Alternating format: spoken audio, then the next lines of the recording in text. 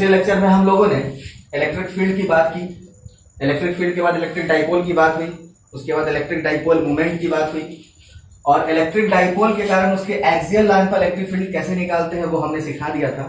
और आज हम लोग बात करने वाले हैं इक्वेटोरियल लाइन की। तो सबसे पहले समझिए इलेक्ट्रिक डाइपोल का इक्वेटोरियल लाइन कहोगे किसे। तो मान लिया जाए ये हमारे पास में कोई इलेक्ट्रिक डाइपोल है। इलेक्ट्रिक डाइपोल के बारे में हमने आपको बताया था, ये अरेंजमेंट होता है दो चार्जेस का, जिसमें दोनों चार्जेस का जो साइन होता है वो अपोजिट होता है, मैग्नीट्यूड बराबर होता है, यानी equal and unlike charges, minus Q और प्लस। और इसे हम लोग कहते थे सेंटर ऑफ द डाइपोल, और ये दूरी हो गई एल और ये दूरी भी हो गई एल। ये हमने इलेक्ट्रिक डाइपोल बना दिया आपके सामने। इलेक्ट्रिक डाइपोल के दोनों चार्ज माइनस क्यू और प्लस क्यू को ज्वाइन करने वाला जो लाइन होता है उसे हम लोग एक्सिस ऑफ डाइपोल कहते हैं। और इसी एक्सिस ऑफ डाइपोल के परपेंडिकुलर बाइसेक्टर को हम लोग इसका इक्वेटोरियल लाइन बोलते हैं या ब्रॉडर पोजीशन बोलते हैं। जैसे अगर हम इसके एक्सिस को परपेंडिकुलरली अगर हम बाइसेक्ट करता हुआ एक लाइन खींच दे, ये लाइन, और यहां कहीं पे हमें कोई पॉइंट ले ले P, इस लाइन पे कहीं हमने एक पॉइंट ले लिया P, तो यही लाइन है इसका इक्वेटोरियल लाइन। और इसी इक्वेटोरियल लाइन पे हमें फाइंड करना है इलेक्ट्रिक फील्ड इस डाइपोल के कारण। हमने पिछले क्लास में आपको बताया था, यदि आपको इलेक्ट्रिक फील्ड किसी पॉइंट पे निकालना हो, कुछ ना दिया हो वहां पे टेस्ट चार्ज, तो आप वहां अपने मन से अज्यूम करोगे कितना कूलम, +1 कूलम। तो P पॉइंट पे हमने +1 कूलम ले लिया। अब इसको ज्वाइन कर देते हैं, P को B से और P को A से। और अब देखते हैं दोनों पॉइंट पे रखा हुआ चार्ज इसके चार्ज को अट्रैक्ट करेगा या रिपेल करेगा। तो ये माइनस चार्ज है, प्लस चार्ज को अट्रैक्ट करेगा अपनी ओर, और ये प्लस चार्ज है, प्लस चार्ज को रिपेल करेगा आगे की ओर। यानी अगर electric field due to charge A at point P अगर लिखना हो, electric field due to charge at point A at point P अगर हमें लिखना हो तो उसे हम लोग EA से लिखेंगे। EA कितना होगा वैल्यू, 1/4πε0। सोर्स चार्ज का क्या होगा, सोर्स चार्ज का मॉड यानी -q का क्या हो जाएगा, मॉड बाई ये दूरी लेनी होगी A से लेकर कहां तक, P तक। तो चलो इसे मान लेते हैं ये एंगल हमारा थीटा फिलहाल, और ये दूरी जो है ना A से लेकर P तक, देखो ये L है, तो हम मान लेते हैं O से P तक की दूरी स्मॉल r है। तो ये एक राइट एंगल ट्राइंगल है OAP, तो ये हाइपोटेनस कितना हो जाएगा, √L² + R²। तो AP², इसकी वैल्यू कितनी हो जाएगी, √L² + R²। और डायरेक्शन किधर होगा, नेगेटिव चार्ज है, अट्रैक्शन होगा, यही होगा EA, इलेक्ट्रिक फील्ड A पर रखे हुए चार्ज के कारण, यानी ये हो जाएगा अलोंग PA। इसकी वैल्यू लिखते हैं EA बराबर 1/4πε0 Q, AP का वैल्यू √L² + R², और उस पर ये होल स्क्वायर है, क्या बचेगा, L² + R² अलोंग PA। हम लोगों ने A पर रखे हुए चार्ज कारण P पर रखा हुआ है, A पर रखे हुए चार्ज कारण P पे इलेक्ट्रिक फील्ड का वैल्यू कैलकुलेट कर लिया, इतना हो गया। सिमिलरली इसी तरीके से हम लोग इलेक्ट्रिक फील्ड B पर रखे हुए चार्ज कारण निकाल लेते हैं। पॉजिटिव है तो पॉजिटिव को ये क्या करेगा, रिपेल, ये हुआ repulsion, electric field due to charge at B, EB। तो EB का वैल्यू कितना हो जाएगा, 1/4πε0 चार्ज एट B यानी +q, और अब दूरी कितनी हो जाएगी, P की बात हो रही है B से, तो B से P तक का दूरी फिर से वही होगा √L² + R², और उसका स्क्वायर है तो क्या हो जाएगा, L² + R² का रूट है, स्क्वायर कैंसिल हो जाएगा, और ये किधर हो जाएगा, अलोंग BP। अब हम लोग यहाँ पे बेसिक वेक्टर का रूल लगा के इस चीज को कैलकुलेट करेंगे, तो इतना नोट कीजिए। एक बार फिर से डायग्राम पे नजर डालते हैं। अभी तक जो हम लोगों ने कैलकुलेशन किया डायग्राम हमारा यही था, डाइपोल था हमारे पास A और B, -q +q। थोड़ा हमने डायग्राम को बड़ा करके दिखा दिया क्योंकि इसके डेरिवेशन में डायग्राम बहुत इंपॉर्टेंट है। एग्जाम में अगर ये डेरिवेशन 5 मार्क्स में आता है तो आपको डायग्राम अच्छे से बनाना पड़ेगा और उसमें सारी बातें बिल्कुल क्लियरली दिखनी चाहिए। और हमने इस एंगल को अज्यूम कर लिया था थीटा। अब देखो यहाँ पे हमने अभी कैलकुलेट किया electric field due to charge at A and electric field due to charge at B, तो अगर आप EA और EB के वैल्यू को देखोगे, दोनों का वैल्यू क्या क्या है बराबर। EA का वैल्यू क्या है 1/4πε0 q by r square plus a square, अभी का भी वैल्यू आया है EB का भी 1/4πε0 q by r square plus a square. यानी अगर मैग्नीट्यूड में देखें तो EA वेक्टर का जितना वैल्यू है उतना ही वैल्यू EB वेक्टर का भी है। मैग्नीट्यूड में दोनों की वैल्यूज क्या है, सेम। और याद करो हमने वेक्टर वाले लेक्चर में आपको बताया था कि अगर दो इक्वल मैग्नीट्यूड का वेक्टर किसी पॉइंट पे एक्ट कर रहा हो तो उसका रिजल्टेंट जो होता है, रिजल्टेंट वो हमेशा उनके बीचों बीच बाइसेक्ट करता हुआ निकलता है। मतलब ई और EB का जो रिजल्टेंट वेक्टर हो, जो नेट इलेक्ट्रिक फील्ड होगा P पॉइंट पे इस डाइपोल के कारण, वो कहां से निकलेगा, बाइसेक्ट करता हुआ। यानी हम वेक्टर का यूज करते हुए ये बना सकते हैं, ये है इनका रिजल्टेंट वेक्टर, या आप कह सकते हैं इस डाइपोल के कारण इक्वेटोरियल लाइन पे नेट इलेक्ट्रिक फील्ड का डायरेक्शन यही होगा अलोंग P, इसको कुछ नाम दे देते हैं x dash, along P x dash. और ये थीटा है तो ये भी एंगल थीटा होगा और ये भी एंगल क्या होगा, थीटा ही होगा। यानी इस बात को हम यहां पे लिख देते हैं, the resultant vector of EA vector and EB vector will bisect the angle between them, उनके बीच के एंगल को बाइसेक्ट करता हुआ निकलेगा। अब हमारे पास में बहुत सारा तरीका है, हम यहां से यूनिट वेक्टर का यूज करके भी इक्वेटोरियल का वैल्यू कैलकुलेट कर सकते हैं, या सीधा कंपोनेंट मेथड पे चलते हैं। तो EA का भी दो कंपोनेंट होगा, हॉरिजॉन्टल और वर्टिकल, और EB का भी दो कंपोनेंट होगा, हॉरिजॉन्टल और वर्टिकल। तो चलिए EA का हॉरिजॉन्टल कंपोनेंट सबको दिख रहा होगा, जिधर एंगल बन रहा है उधर के साथ cos थीटा, यानी कि EA cos थीटा, और इसका वर्टिकल कंपोनेंट इधर होगा नीचे की ओर, कितना होगा EA sin थीटा। अब इसका भी दो कंपोनेंट होगा, हॉरिजॉन्टल कंपोनेंट कितना हो जाएगा EB cos थीटा, इधर थीटा बन रहा है तो इसका कंपोनेंट हो जाएगा EB cos थीटा, और इधर कितना कंपोनेंट हो जाएगा EB sin theta.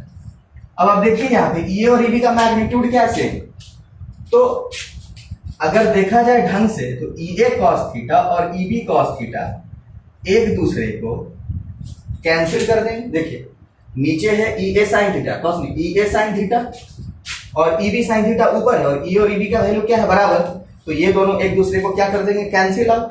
EA sin theta EB sin theta कोई काम नहीं, बचा कौन, EA cos थीटा और EB cos थीटा। यानी जो भी नेट इलेक्ट्रिक फील्ड हो इक्वेटोरियल लाइन पे वो इन्हीं दोनों कारण होगा, EA cos थीटा और EB cos थीटा। यानी E इक्वेटोरियल की वैल्यू अगर हमें लिखनी हो, हेंस E इक्वेटोरियल हो जाएगा EA cos theta plus EB cos theta. अब यहां से E और EB का वैल्यू तो बराबर है, तो हम इन दोनों को क्या कर सकते हैं, दोनों का वैल्यू अगर बराबर है तो हम चाहे तो EB cos थीटा की जगह पर EA cos थीटा लिख दें, और दोनों को ऐड करेंगे तो हम लोग यहाँ उसको ऐसा लिख सकते हैं 2EA cos थीटा। ये हो गया electric field at equatorial line. और ये आया किधर है, डायरेक्शन लिखना इंपॉर्टेंट है, वो हमेशा लिखिएगा along PX dash dash, along PX dash, along PX dash. अब इसके बाद E equatorial equals to formula आ जाएगा हमारा, उस वैल्यू को लिखते हैं 2, EA का वैल्यू कितना था 1/4πε0 Q by R square plus L square into cos theta. यहां तक नोट कीजिए।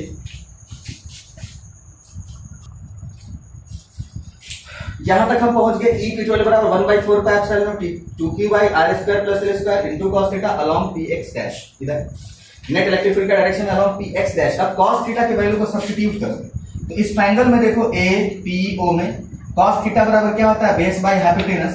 तो बेस है L और हाइपोटेनस क्या है under root R square plus L square. तो इसको ऐसा लिख सकते हैं 1/4πε0 2Q by R square plus L square into cos theta बराबर क्या हो जाएगा, बेस बाय हाइपोटेनस, तो बेस हो गया L और हाइपोटेनस कितना हो गया under root R square plus L square. देखो रूट का मतलब होता है पावर 1/2, इस रूट का मतलब कितना है, रूट का मतलब पावर 1/2, और यहाँ देखो पावर कितना है 1, तो 1 और 1/2 बेस बराबर है, पावर ऐड हो जाएगा तो कितना हो जाएगा √3, दोनों ऐड होकर तो हो जाएगा 3/2। यानी E इक्वेटोरियल इक्वल्स टू क्या हो जाएगा 1/4πε0 2Q इंटू, या 2 को हम यहाँ लिखते हैं Q into 2L by R square plus L square पे पावर 3/2 along px डैश, यहां तक हम पहुंच गए।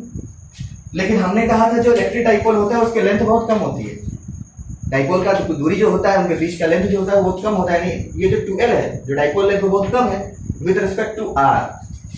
यहाँ पे फिर से हम शॉर्ट डाइपोल वाला कंसेप्ट यूज करेंगे। लेंथ जो है वो बहुत कम है r के रिस्पेक्ट में, दूरी के रिस्पेक्ट में, तो हम क्या करेंगे, ये जो टर्म है l बहुत छोटा टर्म है, r बहुत बड़ा टर्म है, तो एक बहुत बड़े टर्म है, अगर एक बहुत छोटा टर्म ऐड करेंगे तो कोई फर्क नहीं पड़ेगा, वो लगभग उसी के बराबर हो जाएगा। तो फाइनली आपका आंसर क्या आ जाएगा, एल स्क्वायर का एलिमिनेट कीजिए, r स्क्वायर पे पावर 3/2 स्क्वायर से 2 कैंसिल, कितना हो जाएगा q। तो E इक्वेटोरियल बराबर वैल्यू आ गया 1/4 pi epsilon not q into 2l। अच्छा, q इंटू 2l को क्या लिख सकते हैं, देखिए हमने बताया था आपको इलेक्ट्रिक डाइपोल मोमेंट p बराबर होता है कोई एक चार्ज ले लो और उसके बीच की दूरी से गुना कर दो, यानी कि 2l। तो q इंटू 2l को हम p लिख सकते हैं इलेक्ट्रिक डाइपोल मोमेंट, इसको हम लिख दिया p, और ये एलिमिनेट हो गया, एल स्क्वायर यहाँ से खत्म हो गया क्योंकि एल की वैल्यू बहुत कम है, क्या बच गया r पे पावर q, कितना बच गया r पावर q। अब बात करते हैं डायरेक्शन की। देखिए जब आप इलेक्ट्रिक डाइपोल से रिलेटेड जब आप न्यूमेरिकल सॉल्व करोगे तो वहां पे डायरेक्शन बहुत इंपॉर्टेंट होगा, एक्सियल लाइन पे, इक्वेटोरियल लाइन पे। हमने पिछले लेक्चर में भी कहा था कि अलोंग px डैश, ये याद रहने वाली चीज नहीं है, आप उसे डाइपोल के रेस्पेक्ट में याद रखिएगा। तो इलेक्ट्रिक डाइपोल का डायरेक्शन किधर होता है, माइनस चार्ज से प्लस चार्ज। लेकिन जो इक्वेटोरियल लाइन पे इलेक्ट्रिक फील्ड आया वो किधर आया, देखो तो अलोंग px डैश, यानी इलेक्ट्रिक डाइपोल मोमेंट के अपोजिट। इलेक्ट्रिक डाइपोल मोमेंट किधर होगा, माइनस से प्लस, लेकिन इसका डायरेक्शन अपोजिट आया तो हम लिख सकते हैं डायरेक्शन में, याद रखिएगा, opposite to direction of p vector, यानी कि इलेक्ट्रिक डाइपोल मोमेंट, जिधर इलेक्ट्रिक डाइपोल मोमेंट होगा उसके ये अपोजिट होगा। यही आपका इक्वेटोरियल लाइन पे है इलेक्ट्रिक फील्ड। पिछला केस जो हमने बताया था आपको वो हमने बताया था एक्सियल वाला, ये है इक्वेटोरियल वाला। आपके एग्जाम में दोनों में से कोई एक आएगा, इसके बाद हम लोग निकालेंगे एट एनी पॉइंट, तो पहले इसे नोट कर लो फिर उस पर चलते हैं। आगे बढ़ते हैं, हमारा तीसरा derivation electric field due to an electric dipole at any general point. देखो अगर आप किसी कॉम्पिटिटिव एग्जाम में क्वेश्चन सॉल्व करोगे तो वो आपके स्पेसिफिक केस नहीं देगा कि एक्सियल आपको दिख जाए, ऐसा नहीं, इक्वेटोरियल दिख जाए, ऐसा नहीं होगा। जैसे मान लो ये मेरे पास में इलेक्ट्रिक डाइपोल है, माइनस चार्ज प्लस चार्ज, तो इसके एक्सिस पे कहीं फाइंड करेंगे, इधर चाहे इधर, तो एक्सियल लाइन, परपेंडिकुलर बाइसेक्टर पे फाइंड करेंगे तो इक्वेटोरियल लाइन। लेकिन हो सकता है कि एक्सियल इक्वेटोरियल पे दे ही नहीं। जैसे मान लो ये डाइपोल है माइनस क्यू प्लस क्यू, ये इसका सेंटर, अब वो कह दे कि ये कोई पॉइंट पी है भाई, और इस पॉइंट पी की जो दूरी है मान लीजिए कि कोई आर दूरी है, अब ये ना तो एक्सियल पर है ना इक्वेटोरियल पर है, कुछ एंगल थीटा बना रहा है, और यहाँ पे आपको चाहिए इलेक्ट्रिक फील्ड इस डाइपोल के कारण कितना होगा, तो आपको तो पता है एक्सियल वाला, इधर कहीं पूछता तो एक्सियल लगा देते, इधर कहीं पूछता तो इक्वेटोरियल लगा देते, लेकिन यहाँ मामला बनेगा नहीं दोनों फॉर्मूला से। तो अब आपको कॉन्सेंट्रेट करना होगा थोड़ा कंपोनेंट के ऊपर और वेक्टर के ऊपर। लेकिन उससे पहले हम एक छोटा सा रिलेशन आपको बता देते हैं इक्वेटोरियल वाले में और एक्सियल वाले में, और डायरेक्शन आपको याद होगा, एक बार थोड़ा सा हम रिवाइज करा देते हैं आपको। तो देखो ई एक्सियल का फॉर्मूला क्या था, फटाफट लिखते हैं, 1/4 पाई एप्सिलॉन नॉट 2p/r3 ये था, और डायरेक्शन किधर आया था, तो ये रहा एक्सियल लाइन। तो याद करो एक्सियल लाइन पे इलेक्ट्रिक फील्ड का डायरेक्शन आया था उधर ही जिधर इलेक्ट्रिक डाइपोल मूवमेंट होता है, यानी इलेक्ट्रिक डाइपोल मूवमेंट के ही डायरेक्शन। इलेक्ट्रिक फील्ड किधर होता था, एक्सियल वाला, इलेक्ट्रिक डाइपोल मूवमेंट के ही डायरेक्शन में, यानी अलोंग पी वेक्टर कहें तो चलेगा काम, जिधर इलेक्ट्रिक डाइपोल मूवमेंट होगा उधर ही उसके इलेक्ट्रिक फील्ड का डायरेक्शन होगा। और आपने ई इक्वेटोरियल निकाला था, वो कितना था, 1/4 पाई एप्सिलॉन नॉट p/r3, और ये किधर आया था, opposite to electric dipole movement. ये था हमारा कोई इक्वेटोरियल लाइन पे एक पॉइंट P, और किधर आ गया था, अपोजिट टू P वेक्टर, यानी कि इलेक्ट्रिक डाइपोल मूवमेंट। अगर आपको ये दोनों डायरेक्शन क्लियर, ये फॉर्मूला क्लियर है और वेक्टर का कॉन्सेप्ट अगर आपको क्लियर है, तो आप किसी भी जनरल पॉइंट पे इलेक्ट्रिक फील्ड निकाल पाओगे। और अगर आप इलेक्ट्रिक फील्ड निकाल रहे हो तो फिगर बहुत इंपॉर्टेंट होगा, और ये आपको दोनों बात ध्यान में रखना होगा। अगर ये दोनों बात आपके दिमाग में, तो आप किसी भी जनरल पॉइंट पे जा सकते हैं। कैसे जाएंगे हम उस तरीके पर डिस्कस करेंगे। अगर देखा जाए तो दोनों में एक रिलेशन आता है। देखो इक्वेटोरियल वाले में अगर 2 लगा दे एक्सियल वाला आ जाएगा। देखिए यहाँ पे अगर इक्वेटोरियल में हम 2 से गुना करें तो क्या बन जाएगा, एक्सियल बन जाएगा। यानी हम कह सकते हैं ई एक्सियल 2 इंटू ई इक्वेटोरियल। ये आपको ऑब्जेक्टिव क्वेश्चन सॉल्व करने में एग्जाम में काम हो सकता है। आपके एग्जाम में इक्वेटोरियल वाला वैल्यू दे दे, एक्सियल वाला पूछेगा 2 से डिवाइड लगा देना, इक्वेटोरियल दे देगा और एक्सियल पूछेगा तो आप 2 से क्या कर देना डिवाइड।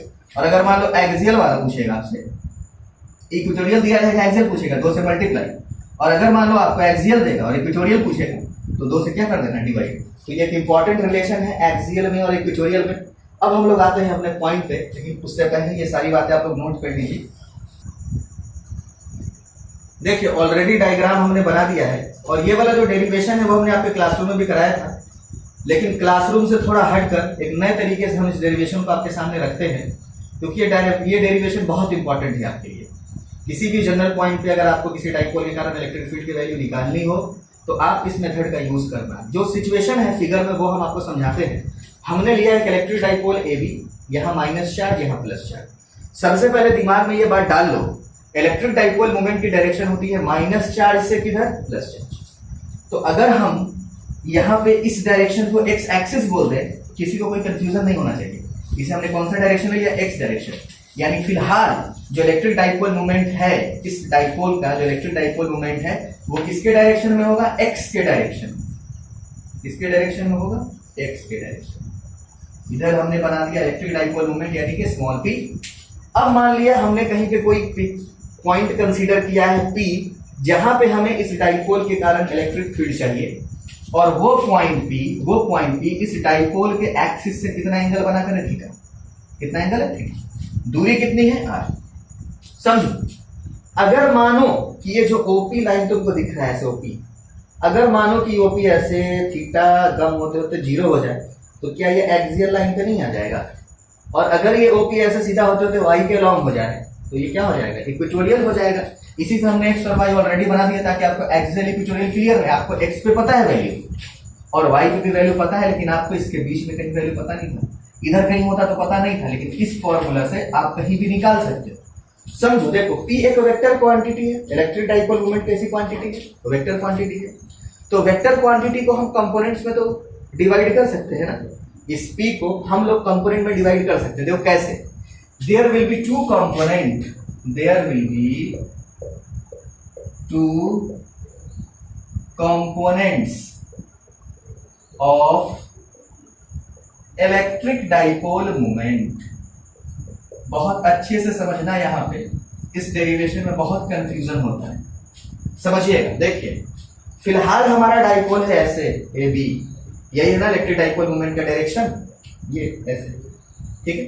इसका 2 कंपोनेंट लेंगे, ठीक है। कैसे कैसे लेंगे समझना, एक्स और वाई नहीं लेंगे, ध्यान रखना। पहला कंपोनेंट हम जो लेने जा रहे हैं वो लेने जा रहे हैं इसका अलोंग ओपी डायरेक्शन, इधर। ये अगर ऐसे समझ में नहीं आए तो आप ऐसा समझना कि ये जो मेरा डाइपोल है ना ए बी, वो रोटेट कर गया थीटा एंगल से। देखो हम रोटेट करके दिखाते हैं। मान लो घूम गया, बी पहुंच गया यहाँ बी डैश पे, ठीक, घूम गया, बी कहां पहुंच गया, बी डैश पे, और ए घूम के कहां पहुंच जाएगा, ए डैश पे। अभी ये नया पोजीशन है, अभी क्या है, ये नया पोजीशन है। इधर इलेक्ट्रिक डाइपोल मोमेंट कितना था, ए बी के लॉन्ग कितना था, पी। तो अलोंग ए डैश बी डैश, अलोंग ए डैश बी डैश या अलोंग ओ पी कितना हो जाएगा, मैग्नीट्यूड कॉस और बनने वाला एंगल। तो सबसे पहला कंपोनेंट होगा पी कॉस थीटा, ये होगा अलोंग ओ पी, इधर होगा अलोंग ओ पी। यानी आपने इस डाइपोल को थीटा एंगल से रोटेट कर दिया, ए डैश बी डैश नई पोजीशन है, और इधर इसका इलेक्ट्रिक डाइपोल मोमेंट कितना है, पी कॉस थीटा। कितना है, पी कॉस थीटा। अब ध्यान से देखिए, ये जो पी पॉइंट है ना, ये जो पी पॉइंट है वो ए डैश बी डैश के एक्सियल लाइन पे आ गया। देखो ध्यान से, ये जो पी पॉइंट है, पी पॉइंट जैसे ही आपने इसको थीटा एंगल से घुमाया तो ये ए डैश बी डैश के किस लाइन पे आ गया, एक्सियल लाइन पे आ गया। यानी अगर हमें इलेक्ट्रिक फील्ड पी पॉइंट पे निकालना हो पी कॉस थीटा के कारण, तो एक्सियल वाला फॉर्मूला से काम चल जाएगा। कंपोनेंट तो एक नहीं होता है, कम से कम 2 लेंगे, 2 परपेंडिकुलर कंपोनेंट होता है। तो देखिए दूसरा कंपोनेंट इस पे कितने डिग्री पर होना चाहिए, 90 डिग्री पे। वेक्टर वाले में हमने आपको बताया था, पहला कंपोनेंट किसी भी डायरेक्शन में लो, एक्स वाई को रटा हुआ डायरेक्शन नहीं है। पहला हमने किस में लिया, ओपी डायरेक्शन। दूसरा किस में लेंगे, इसके परपेंडिकुलर। तो इसका परपेंडिकुलर कौन सा हो जाएगा, देखिए ए डैश बी डैश के परपेंडिकुलर एक हम लाइन ड्रॉ करते हैं। ये अच्छे से डायग्राम को समझना भी है और इसको कॉपी में नोट भी कर लेना है, एग्जाम में बहुत काम आने वाला है ये। देखिए इसी डाइपोल को सोचो ए बी को, ये डाइपोल जो हमारा कौन था, ए बी। पहले घूमा था ऐसे तो ए डैश बी डैश हुआ था, अब घूम गया ऐसे तो ए घूम के यहां पहुंच जाएगा ए डबल डैश, और बी घूम के यहां पहुंच जाएगा बी डबल डैश। अब की बार ऐसे घूमा है, इससे पहले बार ऐसे घूमा था, ठीक है। अगर हम ए डबल डैश और बी डबल डैश को देखें तो ये रहा मेरा शुरू वाला इनिशियल इलेक्ट्रिक डाइपोल मोमेंट का डायरेक्शन। इधर कंपोनेंट कितना बना था, पी कॉस थीटा, इधर कंपोनेंट कितना था, पी कॉस थीटा। तो ये एंगल थीटा था तो कंपोनेंट पी कॉस थीटा, तो ये एंगल कितना हो जाएगा 90 माइनस थीटा। तो इधर कंपोनेंट कितना हो जाएगा, पी कॉस 90 माइनस थीटा मतलब पी साइन थीटा। यानी इलेक्ट्रिक डाइपोल मोमेंट दो कंपोनेंट में टूट गया, पहला पी कॉस थीटा, दूसरा पी साइन थीटा। ये किधर हो जाएगा, P sine theta along perpendicular direction of OP। OP का कैसा डायरेक्शन, परपेंडिकुलर। और देखा जाए तो ए डबल डैश और बी डबल डैश के इक्वेटोरियल लाइन पे आ गया। देखो ए डबल डैश और बी डबल डैश किस पे है, ये इक्वेटोरियल पर है। यानी जो इनिशियल इलेक्ट्रिक डाइपोल मोमेंट था उसका दो कंपोनेंट आया, पी कॉस थीटा और P sine theta. P cos theta के लिए पी पॉइंट एक्सियल लाइन पे और पी साइन थीटा के लिए पी पॉइंट इक्वेटोरियल लाइन पे। यानी इसके लिए एक्सियल का फॉर्मूला, इसके लिए किसका फॉर्मूला डाल देंगे, एक्सियल वाला, और इसके लिए किसका डाल देंगे, इक्वेटोरियल वाला। और उसके बाद उसको वेक्टोरियली सॉल्व करेंगे तो हमें पी पॉइंट पे इलेक्ट्रिक फील्ड का वैल्यू मिलेगा। अब करना यह है कि इसको बिल्कुल क्लियरली नोट करना है, अच्छे से पहले नोट करो फिर हम लोग आगे बढ़ते हैं। अब इस P को लेकर कोई काम हमें करना नहीं क्योंकि हमने इसको दो कंपोनेंट में तोड़ दिया। अब इसके दोनों कंपोनेंट है P cos theta P sin theta. पहले लिखते हैं electric field P cos theta का, तो P cos थीटा के लिए एक्सियल वाला और P sin थीटा के लिए इक्वेटोरियल वाला। डायरेक्शन आपको क्लियर है, तो सबसे पहले लिखते हैं इलेक्ट्रिक फील्ड और इसको हम लिखेंगे E1, इसे डिनोट करेंगे E1 due to P cos theta. E1 की वैल्यू कितनी हो जाएगी, 1/4 पाई एप्सिलॉन नॉट। याद करो एक्सियल वाला फॉर्मूला लिख रहे हैं तो एक्सियल का क्या फॉर्मूला होता था, 1/4 पाई एप्सिलॉन नॉट 2p/r3। तो वहां p होता था लेकिन यहाँ p नहीं है, क्या है, p cos थीटा का एक्सियल है ना। जिसके एक्सियल की बात करें उधर है p cos थीटा, तो 2p नहीं लिखेंगे, p cos थीटा, दूरी तो वही है r3। ये हमने कौन सा फॉर्मूला लिखा, एक्सियल। डायरेक्शन में आप एक्सियल लिख सकते हो, चलेगा। डायरेक्शन होता किधर था, तो जिधर एक्सियल वाले केस में जिधर इलेक्ट्रिक डाइपोल मोमेंट की डायरेक्शन होती थी उधर ही उसका इलेक्ट्रिक फील्ड होता था। तो इसका इलेक्ट्रिक डाइपोल मोमेंट किधर होगा, देखो इलेक्ट्रिक डाइपोल मोमेंट किधर होता है, नेगेटिव से पॉजिटिव। तो ए से बना ए डैश, नेगेटिव चार्ज यहाँ, पॉजिटिव चार्ज यहाँ, तो ऐसे जाएगा डाइपोल मोमेंट। तो इलेक्ट्रिक फील्ड E1 का डायरेक्शन भी इधर ही हो जाएगा।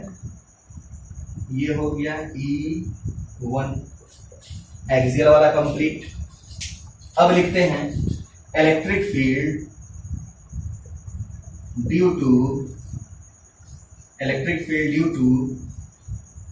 P sin थीटा, और इसको हम लोग E2 से डिनोट करते हैं। E2 कितना हो जाएगा, 1/4 पाई एप्सिलॉन नॉट।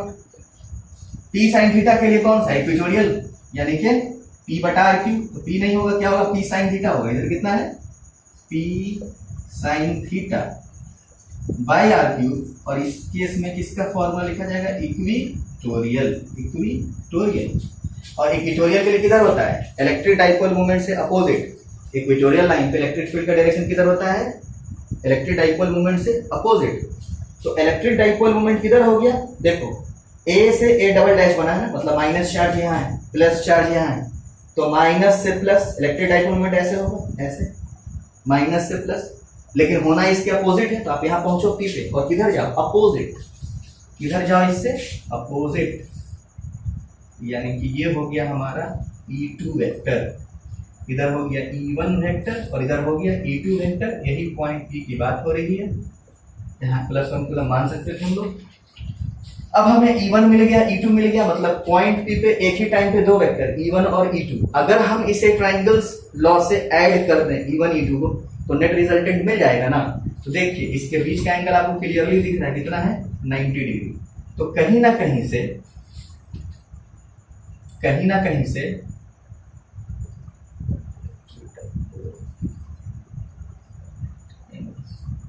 देखो इसका जो रिजल्टेंट वेक्टर होगा वो कहीं ना कहीं इधर से तो पास करेगा ना, यही होगा electric field at any point, electric field at any point.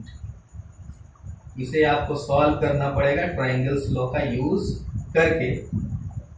तो सभी को पता है दोनों के बीच का एंगल हमें पता है कि 90 डिग्री है, अगर तो रिजल्टेंट निकालने का फॉर्मूला सिखाया था under root A square plus B square plus 2ab cos theta.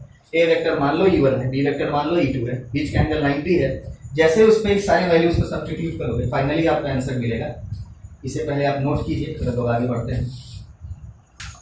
अब हम लोग नेट इलेक्ट्रिक फील्ड की तरफ बढ़ते हैं। तो E इक्वल्स टू फॉर्मूला आपको हमने बताया अंडर रूट ए स्क्वायर, मान लो E1 का स्क्वायर प्लस E2 का square plus 2E1 E2 cos कितना डिग्री 90 डिग्री, दोनों के बीच का एंगल कितना 90 डिग्री। E1 की वैल्यू कितनी हो जाएगी, आपने भी लिखा था 1/4 पाई एप्सिलॉन नॉट 2p, कितना था 2p cos theta by r cube, और ये कितना था 1/4 pi epsilon naught p sin theta by r cube. तो अगर देखा जाए ढंग से cos 90 की वैल्यू क्या हो जाती है 0, ये टर्म तो खत्म हो गया। तो हमें लगता है कि 1/4 पाई एप्सिलॉन नॉट तो आ जाएगा कॉमन, 1/4 पाई एप्सिलॉन क्या आ जाएगा कॉमन। दोनों में p था उसे भी क्या कर लिया जाए कॉमन, और नीचे में r क्यूब था वो भी कहाँ आ गया कॉमन, बच क्या गया अंदर में। तो देखो E1 की वैल्यू में से 1/4 pi epsilon p by r cube आ गया, अंदर था 2p cos थीटा, तो यहाँ सिर्फ बच गया होगा 2 cos थीटा का क्या होल स्क्वायर, प्लस अगर E2 की बात करें उसमें भी सब कुछ था, लेकिन यहाँ पे p sin थीटा का स्क्वायर है तो क्या कर दीजिए sin स्क्वायर थीटा। आपको पता है sin स्क्वायर थीटा और ये 4 cos स्क्वायर थीटा, तो 4 cos स्क्वायर थीटा में से एक cos स्क्वायर थीटा ले लो तो sin square theta plus cos square theta 1 हो जाएगा। यहाँ पे सिंपली 3 बच जाएगा 3 cos स्क्वायर थीटा। तो फाइनली आपका इक्वेशन है 1/4 पाई एप्सिलॉन नॉट p बटा r cube under root 1 plus 4 में से एक तो चला गया 1 में, बचा 3 cos स्क्वायर थीटा। आप हमेशा इस फॉर्मूले को याद रखना, आपको electric field at any point due to electric dipole की वैल्यू मिलेगी। अब ये थीटा आपके एग्जाम में कुछ भी दे दे, कहे थीटा 60 डिग्री है तो 60 डिग्री रख दे, 0 कहेगा तो कितना हो जाएगा cos 0 1 3 1 4 4 का रूट 2, मतलब कौन सा फॉर्मूला है एक्सियल वाला आ जाएगा, 0 का मतलब एक्सियल। IC में अगर आप 90 रखोगे तो किसका आ जाएगा इक्वेटोरियल वाला।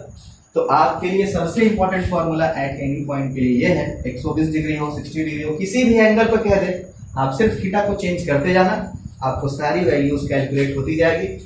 मैग्नीट्यूड तक तो आ गए, अब थोड़ी डायरेक्शन की बात कर लेते हैं। तो मान लेते हैं E1 के साथ E ने अल्फा एंगल बनाया हो, तो सीधा सीधा आपको दिख रहा है डायरेक्शन का फॉर्मूला tan अल्फा बराबर, इसे आप अगर E2 को चाहो तो यहाँ शिफ्ट करके सोचो, E2 यहाँ शिफ्ट हो गया तो E2 हो गया परपेंडिकुलर, E1 हो गया बेस, तो tan अल्फा, हम डायरेक्शन की बात कर रहे हैं, tan अल्फा अब हम लोग डायरेक्शन पे कर रहे हैं, मैग्नीट्यूड हमें मिल गया बराबर परपेंडिकुलर बाई बेस, तो परपेंडिकुलर हो गया आपका E2 और बेस हो गया आपका E1।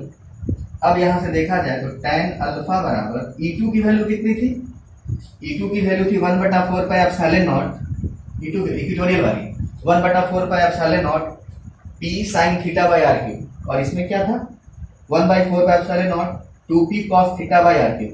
तो सारा का सारा टर्म तो कैंसिल हो जाएगा, मेरी समझ में यहाँ पे रह जाएगा sin थीटा और यहाँ पे रह जाएगा 2 cos थीटा, तो sin theta by cos theta क्या हो जाएगा tan थीटा, तो फॉर्मूला बचेगा tan थीटा बाई 2। ये है आपका डायरेक्शन का फॉर्मूला, नोट करो इसे। अब एक नया टॉपिक आपके सामने बोर्ड पे है, torque on electric dipole when placed in uniform external electric field. देखिए ये जो आपको 5 एरो ब्लैक कलर से दिख रहा है, ये है इलेक्ट्रिक फील्ड का डायरेक्शन, यानी ऑलरेडी यहाँ पे यूनिफॉर्म इलेक्ट्रिक फील्ड है, पहले से मौजूद है, और उसमें ले जाकर किसी इलेक्ट्रिक डाइपोल को हमने रख दिया। ये रहा हमारा electric dipole AB, minus charge यहाँ प्लस चार्ज यहाँ, और हमने इसको किसी एक्सटर्नल इलेक्ट्रिक फील्ड में डाल दिया, और मान लीजिए कि वो इलेक्ट्रिक फील्ड के डायरेक्शन से थीटा एंगल बनाता है। एंगल कितना बना रहा है वो? थीटा। और जैसे ही इसे इस एक्सटर्नल इलेक्ट्रिक फील्ड में रखा गया तो इसके साथ कौन कौन सी फोर्सेस लगी, ये किस किस इक्विलिब्रियम में है, किस इक्विलिब्रियम में नहीं है, उन सब पे अभी हम लोग चर्चा करेंगे। हमने यहाँ पे एक टर्म लिख रखा है टॉर्क, इसके बारे में भी बात करेंगे। जिन्हें नहीं पता होगा थोड़ा इसके बारे में जानकारी देंगे, लेकिन सबसे पहले जो सिचुएशन है उसको डिफाइन कर लेते हैं, समझ लेते हैं। देखिए बी पे है प्लस चार्ज, ए पे है माइनस चार्ज। हमने जब आपको इलेक्ट्रिक फील्ड पढ़ाया था तो हमने कहा था कहीं पे अगर ई इलेक्ट्रिक फील्ड होता है और उसमें मान लो कोई टेस्ट चार्ज आप ले जाकर प्लेस कर दो तो उसमें फोर्स लगता है। इलेक्ट्रिक फील्ड के कारण क्या लगता है? फोर्स लगता है। और याद करो हमने आपको पिछले लेक्चर में साइन कन्वेंशन भी बताया था। हमने कहा था कि अगर नेगेटिव चार्ज होता है तो जो फोर्स होता है वो इलेक्ट्रिक फील्ड के अपोजिट लगता है, जो पॉजिटिव चार्ज होता है उस पर जो फोर्स लगता है वो इलेक्ट्रिक फील्ड के ही अलोंग लगता है। तो उन सारे कंसेप्ट को जरा यहाँ पे लगाइए और देखिए कि फोर्स किधर किधर लगने वाला है। चलिए बी पे आते हैं। बी पे चार्ज कितना है? Plus Q. इलेक्ट्रिक फील्ड कितना है? ई। फोर्स का फॉर्मूला हमने सिखाया था, F बराबर QE। उसको जरा यहाँ अप्लाई करो। फोर्स कितना लगेगा? Plus QE। कितना लगेगा? Plus QE। मतलब जिधर इलेक्ट्रिक फील्ड उधर ही लगेगा पॉजिटिव, यानी इस पे फोर्स लग जाएगा इधर। कितना लग गया? प्लस QE, यानी force on charge at point ए। कितना लग रहा है force? QE plus QE along the direction of electric field। Electric field के ही डायरेक्शन में फोर्स लगेगा। अब आ जाते हैं ए नहीं बी, ए नहीं था, देखिए ये पॉइंट कौन सा था? बी। अब ए पे आइए, नेगेटिव चार्ज है, फोर्स कितना लगेगा? Force on charge at point A. A पे कितना लगेगा? Minus QE in opposite direction of electric field. देखो कहीं भी अगर डेरिवेशन आपको थोड़ा लगे कि कॉपी में किसी और तरीके से पहले था, अभी किसी और तरीके से, तो फर्क नहीं पड़ता है। डेरिवेशन करने के कई तरीके हैं, जितना ज्यादा तरीका आप सीखोगे आपके लिए बेहतर है। तो आप सारी बातों को जहां जहां जितना अलग अलग मेथड मिलता है जिसको आप नोट करते रहिए, जो आपको आसान लगेगा इजी वे में जैसे याद होना होगा वैसे आप याद कर लेना। तो देखो ए पे लगने वाला फोर्स माइनस क्यू, यानी कि इलेक्ट्रिक फील्ड के अपोजिट, यानी इस पे लगने वाला फोर्स होगा इधर, ये हो गया माइनस QE। अब जरा ध्यान दीजिए यहाँ पे, देखिए समझिएगा, ये है डाइपोल, ये हमारा क्या है? डाइपोल। प्लस चार्ज पे फोर्स लग रहा है इधर, वैल्यू तो वही है QE, मैग्नीट्यूड तो QE है, और इस पे जो फोर्स लगा वो लगा इधर, लेकिन इसका भी मैग्नीट्यूड वही है। यानी ए पे लगने वाला फोर्स और बी पे लगने वाला फोर्स इलेक्ट्रिक फील्ड के कारण मैग्नीट्यूड में क्या रहा? सेम है। मैग्नीट्यूड में दोनों फोर्सेस क्या है? सेम है। याद कीजिए हमने आपको क्लास 11th में भी सिखाया था, अगर किसी सिस्टम पे लगने वाला, क्योंकि देखो दो चार्ज है, सिस्टम हो गया, किसी सिस्टम पे लगने वाला अगर नेट फोर्स 0 होता है तो वो इक्विलिब्रियम में है। लेकिन कौन सी इक्विलिब्रियम में? हमने आपको वहां पे दो तरह का इक्विलिब्रियम सिखाया था। हमने कहा था मोशन दो तरह का होता है, एक होता है ट्रांसलेटरी मोशन और एक होता है रोटेशनल मोशन। तो यहाँ पे अगर आपका हॉरिजॉन्टल फोर्स बैलेंस हो रहा है तो वो था आपका ट्रांसलेटरी इक्विलिब्रियम। ट्रांसलेटरी इक्विलिब्रियम कहने का मतलब ये जो डाइपोल है ना वो हॉरिजॉन्टल डायरेक्शन में ऐसे मूव नहीं करेगा, समझना इस बात।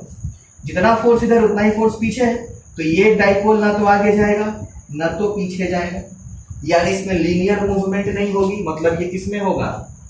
ट्रांसलेटरी इक्विलिब्रियम में। ट्रांसलेटरी मोशन ये परफॉर्म करने वाला नहीं है। अब बचता है दूसरा रोटेशनल, क्योंकि चीजें ऐसी भी होती है, जैसे मान लो यही है, एक आदमी इधर फोर्स लगा रहा है, एक आदमी इधर फोर्स लगा रहा है, हो सकता है ये आगे पीछे मूव न करे, आगे पीछे तो मूव न करे, लेकिन इधर फोर्स और इधर फोर्स मिलके हो सकता है इसे घुमा दे, है ना, हो सकता है ये रोटेट करे। तो अगर कोई सिस्टम रोटेट करता है तो रोटेट करने के लिए जो वहां पे फोर्स लगता है, रोटेशन के लिए जो जिम्मेदार फोर्स होता है, उसी फोर्स को हम लोग वहां पे क्या नाम देते थे? याद होगा आपको? टॉर्क। हमने आपको पढ़ाया था, जब आप दरवाजा खोलते हो आप वहां टॉर्क अप्लाई करते हो, खिड़की खोलते हो आप वहां पे टॉर्क अप्लाई करते हो। अगर इस पेन को अगर ओपन करना हो इंक डालने के लिए तो हम लोग यहाँ पे क्या लगाते हैं? टॉर्क। और एक चीज और पढ़ाए थे कि अगर मान लीजिए दो इक्वल मैग्नीट्यूड का फोर्स किसी सिस्टम पे लग रहा हो और उसको रोटेट करा रहा हो, तो ऐसे अरेंजमेंट को हम लोग वहां पे कपल कहते थे। Equal magnitude opposite direction it will form a couple. तो आप देखो यहाँ पे ये प्लस क्यू इधर जा रहा है, ये माइनस क्यू इधर जा रहा है। आप जरा इस O पॉइंट को अगर आप एक्सिस मान के सोचिएगा तो ये वाला फोर्स O के अबाउट घुमाना चाहेगा और ये वाला फोर्स भी O के अबाउट। घुमाना कैसे चाहेगा, डायरेक्शन कैसे देखते थे, याद होगा आपको, हम कहते थे फोर्स की तरफ आगे बढ़ जाओ और जो एक्सिस है उधर की तरफ मुड़ जाना। तो फोर्स इधर लग रहा है और एक्सिस O पे है। कौन सा डायरेक्शन बना ये आपका, क्लॉकवाइज। ये भी देखो फोर्स इधर है और एक्सिस यहाँ है, कौन सा डायरेक्शन बना, क्लॉकवाइज। यानी कहने का मतलब ये है कि ये लीनियर डायरेक्शन में तो मूव नहीं करेगा, ट्रांसलेटरी तो इक्विलिब्रियम में रहेगा, लेकिन इन दोनों फोर्स की वजह से जो कपल फॉर्म होगा वो इसको क्लॉकवाइज क्या करेगा, घुमा देगा। और अगर घूम गया, रोटेशन आ गया, इट मींस वहां पे क्या आ गया, टॉर्क। यानी अब हमें इस केस में क्या कैलकुलेट करना है, टॉर्क। इलेक्ट्रिक फील्ड के कारण इस इलेक्ट्रिक डाइपोल पे क्या लग रहा है, टॉर्क। और उस टॉर्क को अब हम लोग कैलकुलेट करेंगे। टॉर्क का फॉर्मूला लिखते हैं, पहले आप लोग इन सारी बातों को नोट कर लो, फिर आगे बढ़ते हैं। जितनी बातें हमने इससे संबंधित आपको समझाई वो सारी हमने बोर्ड पे लिख दी है। As the forces are equal, magnitude बराबर है, अनलाइक डायरेक्शन अपोजिट है, एंड पैरेलल, पैरेलल भी है, एक्टिंग एट डिफरेंट पॉइंट्स, एक बी पे लग रहा है, ए पे, डिफरेंट पॉइंट्स पे, therefore they form a couple, जिसके बारे में हम बात कर रहे थे, which rotate the dipole in, किस डायरेक्शन में रोटेट करना चाहेगा, क्लॉकवाइज डायरेक्शन में। अब अगर रोटेशन आ गया तो टॉर्क इन्वॉल्व हो जाएगा। तो हम लोग को यहाँ पे क्या कैलकुलेट करना है, सो टॉर्क, टॉर्क को हम लोग टाउ से डिनोट करते हैं, टाउ। इसका फॉर्मूला होता है इन दोनों में से कोई एक फोर्स का मैग्नीट्यूड ले लो, आइदर फोर्स, कोई भी एक फोर्स ले लो, इनटू कपल लेंथ या आर्म लेंथ, यानी perpendicular distance between the forces. ये है टॉर्क का फॉर्मूला। कोई एक फोर्स ले लो, अगर टॉर्क आपको निकालना हो, कपल के कारण निकालना हो तब। ऐसे टॉर्क अगर आपको निकालना होता है तो फोर्स और जिस एक्सिस के अबाउट वो फोर्स उसको घुमाना चाह रहा है, उस एक्सिस उसके परपेंडिकुलर दूरी रहता है, वो होता है टॉर्क निकालने का तरीका। लेकिन हमारा ये जो सिचुएशन है, यहाँ अगर टॉर्क निकालना हो, एग्जाम में ये डेरिवेशन जब आएगा तो आप सीधा उसमें से कोई एक फोर्स ले लेना, आइदर फोर्स, कोई एक फोर्स ले लेना और दोनों फोर्स के बीच की परपेंडिकुलर डिस्टेंस लेना। तो देखो हम यहां से एक परपेंडिकुलर ड्रॉ कर रहे हैं, बी, इसको नाम देते हैं एम, ये परपेंडिकुलर है बीएम, और यही बीएम जो है ना, ये परपेंडिकुलर, यही इन दोनों के बीच का परपेंडिकुलर दूरी है। तो देखो अगर ये थीटा होगा तो ये एंगल भी क्या हो जाएगा, थीटा। और ये देखो आप ए से लेकर के बी तक दूरी हमको पता है, एल और एल कितना है, 2l। तो हाइपोटेनस पता है, परपेंडिकुलर के लिए साइन थीटा यूज कर लें, यानी टॉ इक्वल्स टू आइदर फोर्स, यानी कि QE, कोई भी एक फोर्स का मैग्नीट्यूड क्या है, सेम है, मैग्नीट्यूड ऑफ आइदर फोर्स, किसी भी फोर्स का मैग्नीट्यूड, और perpendicular distance between the forces, यानी कि BM। कौन सा फोर्स, कौन सा दूरी है, BM, कितना हो जाएगा, तो साइन थीटा बराबर यहाँ पे यूज करो जरा, परपेंडिकुलर बाई हाइपोटेनस, BM बटा हाइपोटेनस यानी कि AB। तो BM बराबर सबको पता चल गया कितना हो जाएगा, AB साइन थीटा, और A से B कितना, LL 2L साइन थीटा, यानी टॉ इक्वल्स टू हो जाएगा QE into 2L sine theta. Torque का डायरेक्शन क्या होगा, क्लॉकवाइज। डायरेक्शन कैसा होगा, क्लॉकवाइज। अब देखिए यहां से आपको पता था चार्ज इंटू दूरी, चार्ज इंटू डाइपोल लेंथ को हम लोग बोलते हैं इलेक्ट्रिक डाइपोल मोमेंट। तो टॉ बराबर हो जाएगा P, electric dipole moment, E sine theta, और वेक्टर में होता है cross product, A cross B का फॉर्मूला होता है AB साइन थीटा। तो यहाँ A इसको मान लो वेक्टर, B वेक्टर इसको मान लो, दोनों तो वेक्टर क्वांटिटी है, P भी और E भी। तो हम लिख सकते हैं P cross E। Bihar board के ऑब्जेक्टिव के क्वेश्चन में आता है इलेक्ट्रिक डाइपोल मोमेंट और इलेक्ट्रिक फील्ड का रिलेशन क्या होता है ये लिखने के लिए। और अगर आपको इसकी डायरेक्शन जाननी है तो डायरेक्शन जानने के लिए आप राइट हैंड थंब रूल का यूज करेंगे, right hand thumb rule, note कर लो इसे। देखिए हमने टॉर्क निकाल लिया P क्रॉस E यानी कि PE साइन थीटा। हम लोग के पास टॉर्क की वैल्यू आ चुकी है PE साइन थीटा। अब हम लोग इस फॉर्मूला से रिलेटेड कुछ स्पेशल केसेस डिस्कस कर लेते हैं यहाँ पे, जो आपको न्यूमेरिकल बनाने में डायरेक्टली काम आएगी। देखो चैप्टर नंबर 2 आएगा इलेक्ट्रिक पोटेंशियल। तो जब उस चैप्टर में तुम जाओगे इलेक्ट्रिक पोटेंशियल में, तो वहां हम लोग डाइपोल को रोटेट करने में वर्क डन भी कैलकुलेट करेंगे। लेकिन फिलहाल देखो एक काम कर लेते हैं, कुछ कुछ स्पेशल केसेस जिसके ऊपर कुछ कुछ न्यूमेरिकल आपको एनसीईआरटी की बुक में मिल जाएगा, आप ट्राई कर सकते हो आज के बाद से, वो हमें डायरेक्टली डिस्कस करते हैं। देखो टॉर्क का मतलब ये इसको घुमाना चाह रहा है, रोटेट करना चाह रहा है। तो अगर कोई चीज रोटेट करना हो या कोई चीज अगर रोटेट कर रहा हो तो वो तो इक्विलिब्रियम माना चाहेगा। तो देखिए अगर मान लीजिए ये एंगल 0 हो जाए, आप फर्ज करो, सोचो कि ये बी आ गया, यहाँ ए आ गया, ये 0 डिग्री हो गया, थीटा कितना हो गया 0 डिग्री। सबसे पहला case when theta is equals to 0 degree, ठीक है। तो जैसे ही थीटा 0 डिग्री हो जाएगा तो ये जो इलेक्ट्रिक डाइपोल मोमेंट होता है माइनस चार्ज से कहाँ होता है, प्लस चार्ज, माइनस से प्लस। तो फिलहाल तो अभी इलेक्ट्रिक डाइपोल मोमेंट ऐसे है, जैसे ही 0 होगा तो P का और E का डायरेक्शन क्या हो जाएगा, सेम। P और E का डायरेक्शन क्या हो जाएगा, same. P and E will be in same direction, इसमें हो जाएंगे सेम डायरेक्शन में हो जाएंगे। और टॉर्क यही तो करना चाहता है, घुमा के क्या चाहता है कि E के अलोंग ले आए, इसका काम तो ये तो घुमाना चाह रहा था E के अलोंग। तो इस पोजीशन को हम लोग बोलते हैं स्टेबल इक्विलिब्रियम, याद रखना स्टेबल इक्विलिब्रियम। कोई भी अगर आपको एनसीईआरटी के बुक में क्वेश्चन भी है, अगर पूछा कि स्टेबल इक्विलिब्रियम टॉर्क के रिलेटेड क्या होता है, तो वहां बोलिएगा एंगल कितना रखा जाएगा, 0। जब एंगल 0 होगा तो हम लोग इसे क्या बोलेंगे, स्टेबल इक्विलिब्रियम। और अगर मान लीजिए एंगल हो जाए 180 डिग्री, एंगल हो जाए 180, देखो थीटा 0 है, सेम डायरेक्शन में टॉर्क का वैल्यू 0 हो जाए, थीटा 180 डिग्री होगा तो साइन 180, पीई साइन 180, फिर भी क्या होगा 0। लेकिन देखो इस केस में डायरेक्शन अपोजिट हो जाएगा। 180 कहने का मतलब प्लस चार्ज इधर आ जाएगा, ये ऐसे घूम जाएगा ना, 180 कहने का मतलब ये ऐसे घूमेगा, तो प्लस आ जाएगा इधर और माइनस चला जाएगा इधर। तो इस केस में क्या होगा, ये स्टेबल नहीं रहेगा, इसे हम लोग बोलते हैं अनस्टेबल इक्विलिब्रियम।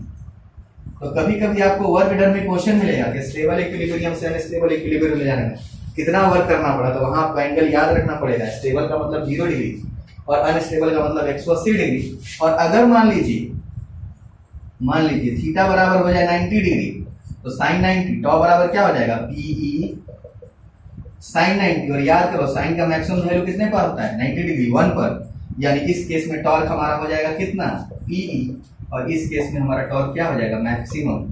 तो कोई आपसे मैक्सिमम टॉर्क कितने डिग्री पे होगा, 90 डिग्री पे। पूछेगा स्टेबल इक्विलिब्रियम तो 0 डिग्री पे, अनस्टेबल इक्विलिब्रियम तो 180 डिग्री पे। इतनी बातें हो गई इसके बारे में। डेरिवेशन लगभग हमारा हो गया कंप्लीट। अब हम लोग अगले लेक्चर से क्वेश्चंस पे आएंगे और बहुत सारे नए टॉपिक पे डिस्कस करेंगे, जिसके बारे में अभी तक ना बात क्लासरूम में हुई है और ना ही हम लोगों ने अभी तक वीडियो लेक्चर में बात किया है। 8वां वीडियो था आपके लिए। अब यहाँ से आपको करना ये है कि आप एनसीईआरटी की एक्सरसाइज में जाकर के क्वेश्चंस बना सकते हो, सिर्फ फ्लक्स वाला क्वेश्चन छोड़ देना, इलेक्ट्रिक फील्ड से रिलेटेड क्वेश्चन बनाना। और अगले लेक्चर से हम लोग बिल्कुल एकदम फ्रेश टॉपिक पढ़ेंगे जो सबके लिए बिल्कुल नया होगा। तो अगले लेक्चर से सब लोग एक साथ देखेंगे, इस बात को आप लोग नोट कर लो अच्छे से।